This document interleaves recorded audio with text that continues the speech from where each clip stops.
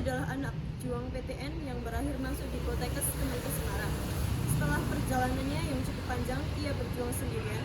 Sudah hampir 5 minggu mengikuti kegiatan perkuliahan, dia mengalami shock berat karena tugas yang sangat banyak dan membuat dia letih, serta lingkungan barunya yang tidak sesuai dengannya sehingga ia mengalami fisik. Dia harus beradaptasi dengan lingkungan barunya.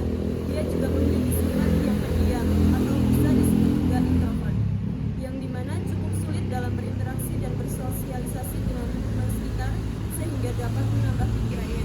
Yasmin berpikiran ingin melarikan diri dengan cara bunuh diri. Menurutnya, masalah yang dia hadapi akan selesai dengan bunuh diri begitu saja. Namun, keputusan yang dia ambil salah. Tersadar, semua masalahnya tidak akan selesai dengan bunuh diri. Keluarga yang ia tinggalkan akan merasa sedih. Akhirnya, ia berkonsultasi ke spesialis perawat jiwa untuk menemukan jalan keluarnya, agar pikirannya jernih kembali dan semangat menjalani aktivitas sehari-harinya.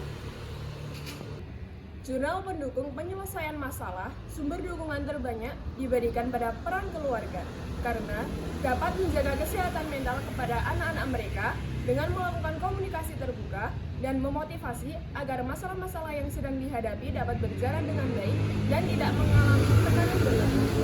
Kemudian, guru atau dosen dapat berkontribusi dalam pencegahan bunuh diri dengan mengedukasi atau melakukan seminar tentang upaya pencegahan bunuh diri. Selanjutnya, teman atau kerabat terdekat dapat melakukan upaya pencegahan dan mengidentifikasi ciri-ciri atau faktor resiko dari mereka yang rentan untuk melakukan atau mencoba bunuh diri. Salah satunya dapat dirujuk ke fasilitas kesehatan mental atau konsultasi pada pihak yang menanggulangi masalah kejiwaan. Selamat pagi, perkenalkan saya Pra Selvi sebagai spesialis jiwa yang bertugas pagi ini dari pukul 7 sampai 11 siang. Sebelumnya siapa nama Mbak? Nama saya Yasmin. Umur berapa? 18 tahun. Oke, baik.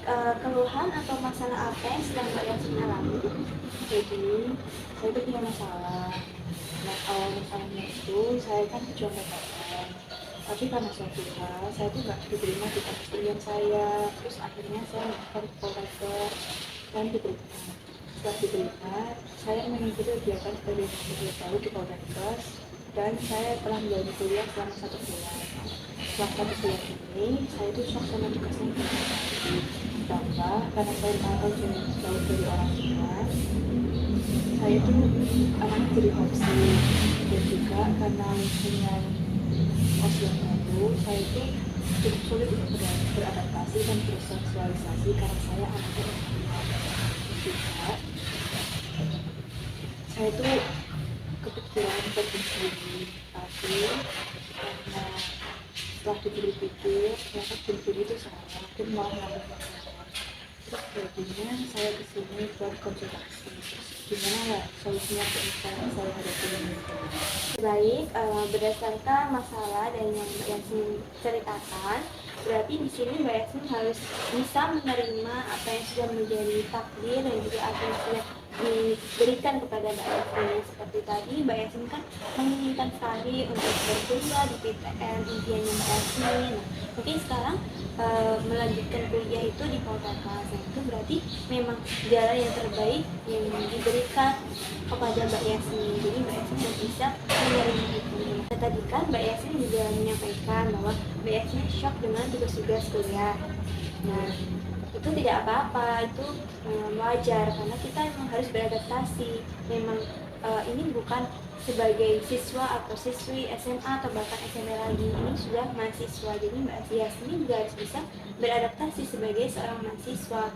Nah, tetapi Mbak Yasmin juga harus tetap untuk selalu mengerjakan tugas-tugas yang diberikan, yang bisa dimulai mengerjakan dari yang Mbak Yasmin merasa mudah dulu, tugasnya yang mana, baru ke yang tugas-tugas yang sulit. Mungkin kalau memang Mbak Yasmin masih kebingungan, bisa bertanya tuh kepada teman yang mungkin sudah paham, atau Mbak Yasmin bisa langsung berdiskusi kepada dosen. Nah, ini juga harus bisa belajar mandiri. Yang mungkin yang tadinya itu semuanya selalu ada, disediakan. Nah, sekarang Mbak Yasmin sudah di kos, sudah harus bisa mandiri, bisa manajemen waktu Mbak Yasmin, kemudian uang, dan juga kegiatan-kegiatan yang lainnya. Kemudian juga Mbak Yasmin harus berusaha untuk jadi introvert karena ya memang sulit, tetapi jika Mbak Yasmin selalu berusaha, ada keinginan untuk mengubah sifat introvert Mbak Yasmin, ya pasti bisa, karena ya kita memang makhluk sosial, kita tidak bisa menutup diri kita sendiri untuk tidak bisa bersosial kepada orang lain, tidak bisa membangun relasi kepada orang lain. Seperti itu ya Mbak Yasmin. Jika Mbak Yasmin memutuskan untuk bunuh diri, nah itu keputusan yang salah, karena ya setiap orang itu pasti ada masalah, pasti mempunyai masalah. Dengan masalah itu ya harus dihadapi, harus diselesaikan. Dan jika bunuh diri itu malah tidak menyelesaikan masalah, akan memberikan dampak-dampak negatif yang lainnya. Nah, mungkin itu solusi yang dapat saya berikan. Apakah Mbak Yasmin bisa memahaminya? Bisa. Apakah masih ada masalah lain yang ingin Mbak Yasmin sampaikan? Cukup. Oke, mungkin itu saja yang bisa saya sampaikan kepada Mbak Yasmin. Baik, terima kasih atas solusi yang diberikan dan saya bisa menerimanya. Oke.